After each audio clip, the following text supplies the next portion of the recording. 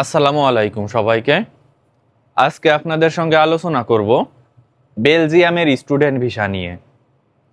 কিভাবে আপনারা এই স্টুডেন্ট ভিসার জন্য আবেদন করবেন, কত টাকা খরচ হবে এই স্টুডেন্ট ভিসা আবেদন করতে, এবং কি কি ডকুমেন্টস লাগবে এই ভিসার জন্য আবেদন করতে, সকল বিষয় নিয়ে ইনশাল্লাহ আপনাদের সঙ্গে আজকে আলোচনা করার চেষ্টা করব।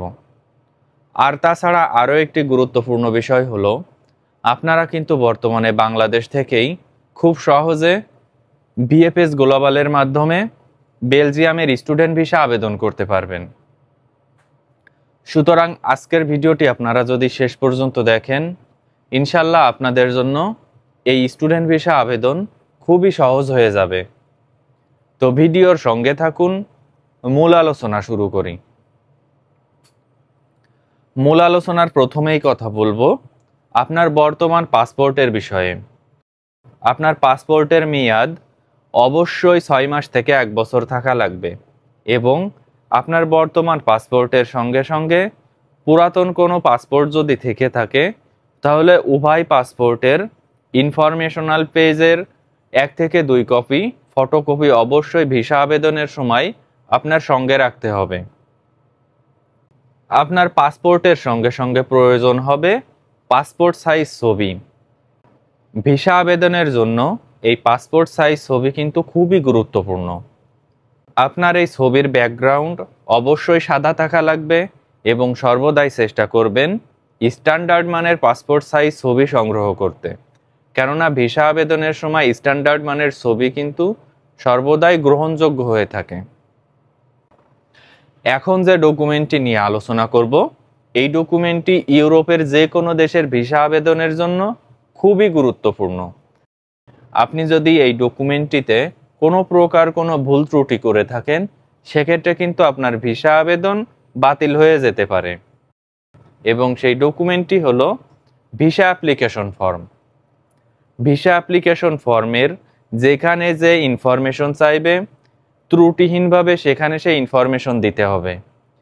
আপনারা যখন ভিসা আবেদনের জন্য এই ভিসা আবেদন ফর্মটি পূরণ করবেন, আপনার যাবতীয় ডকুমেন্ট সঙ্গে রাখার চেষ্টা করবেন, যাতে করে কোনো ভুল ইনফরমেশন ভিসা অ্যাপ্লিকেশন ফর্মে না দেওয়া হয়। ভিসা অ্যাপ্লিকেশন ফর্মের পরে আপনার প্রয়োজন হবে ইউনিভার্সিটি অ্যাকসেপ্টেন্স লেটার। স্টুডেন্ট ভিসার জন্য ইউনিভার্সিটি অ্যাকসেপ্টেন্স লেটার কিন্তু খুবই গুরুত্বপূর্ণ। এই অ্যাকসেপ্টেন্স লেটার ছাড়া আপনারা স্টুডেন্ট ভিসার জন্য আবেদন করতে পারবেন না। বেলজিয়ামের যে কোনো স্বীকৃত বিশ্ববিদ্যালয় থেকে এই ইউনিভার্সিটি অ্যাকসেপ্টেন্স লেটার আপনাদের সংগ্রহ করতে হবে। সর্বদাই চেষ্টা করবেন ভালো র্যাঙ্কিংয়ের ইউনিভার্সিটিতে আবেদনের জন্য। সেক্ষেত্রে আপনার ভিসা হওয়ার সম্ভাবনা বেশি থাকার পাশাপাশি ভালো মানের স্কলারশিপ পাওয়ার সম্ভাবনাও কিন্তু বেশি থাকবে।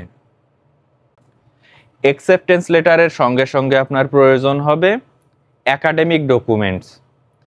আপনি যদি ব্যাচেলার্স ডিগ্রির জন্য আবেদন করে থাকেন, সেক্ষেত্রে অবশ্যই আপনাকে আপনার এসএসসি প্লাস এইচএসসির যাবতীয় ডকুমেন্টসের হার্ড কপির সঙ্গে সঙ্গে 1 থেকে 2 সেট ফটোকপিও কিন্তু ভিসা আবেদনের সময় জমা দিতে হবে। আপনি যদি মাস্টার্স ডিগ্রির জন্য আবেদন করে থাকেন, সেক্ষেত্রে অবশ্যই আপনাকে এসএসসি প্লাস এইচএসসির সঙ্গে সঙ্গে ব্যাচেলার্স ডিগ্রির যে সকল ডকুমেন্ট আছে, সকল ডকুমেন্টই কিন্তু আপনার ভিসা আবেদনের সময় জমা দিতে হবে। একাডেমিক ডকুমেন্টের সঙ্গে সঙ্গে আপনার প্রয়োজন হবে ইংলিশ প্রফিসিয়েন্সি সার্টিফিকেট। আপনি যদি ভালো মানের ইউনিভার্সিটিতে ভর্তি হতে চান, অবশ্যই আপনাকে ইংলিশ প্রফিসিয়েন্সি সার্টিফিকেট জমা দিতে হবে। আপনার আইএলটিএস স্কোর হোক অথবা টোফেল স্কোর হোক, যে কোনো একটি স্কোর কিন্তু জমা দেওয়া বাধ্যতামূলক। এবং সর্বদাই চেষ্টা করবেন আপনার আইএলটিএস অথবা টোফেল স্কোর যাতে খুব বেশি ভালো হয়। সেক্ষেত্রে কিন্তু আপনি ভালো মানের ইউনিভার্সিটিতে আবেদন করার পাশাপাশি ফুল ফান্ডেড স্কলারশিপও পেয়ে যেতে পারেন।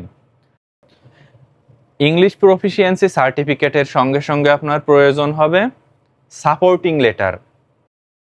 এই সাপোর্টিং লেটারটি আপনারা কিভাবে লিখবেন, গুগলে সার্চ করার মাধ্যমে অসংখ্য স্যাম্পল পেয়ে যাবেন। এবং এই সাপোর্টিং লেটারে অবশ্যই আপনাকে উল্লেখ করতে হবে যে কেন পৃথিবীর অন্যান্য সকল দেশ ব্যতীত আপনি এই বেলজিয়াম দেশটি বেছে নিলেন পড়ালেখা করার জন্য এবং আপনার ফিউচার প্ল্যান কি। এই সকল কিছু কিন্তু খুব গুরুত্ব সহকারে আপনাকে এই লেটারে উল্লেখ করতে হবে।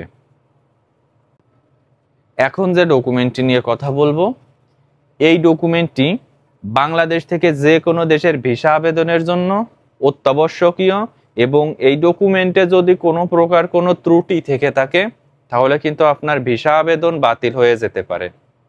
সেই ডকুমেন্টটি হলো ব্যাংক স্টেটমেন্ট।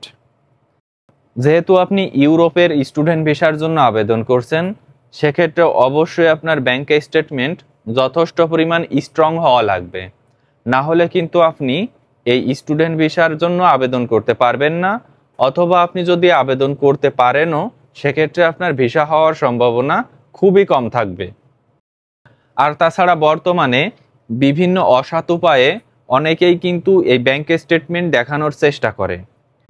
আপনারা সর্বদাই এই অসৎ উপায় থেকে বিরত থাকবেন, কেননা এম্বাসি অথরিটি যদি বুঝতে পারে যে আপনার এই ভিসা আবেদনের জন্য ব্যাংক স্টেটমেন্টটি টোটালি ফেক, সেক্ষেত্রে আজীবনের জন্য ইউরোপের ভিসা আবেদন আপনার জন্য বন্ধ হয়ে যেতে পারে।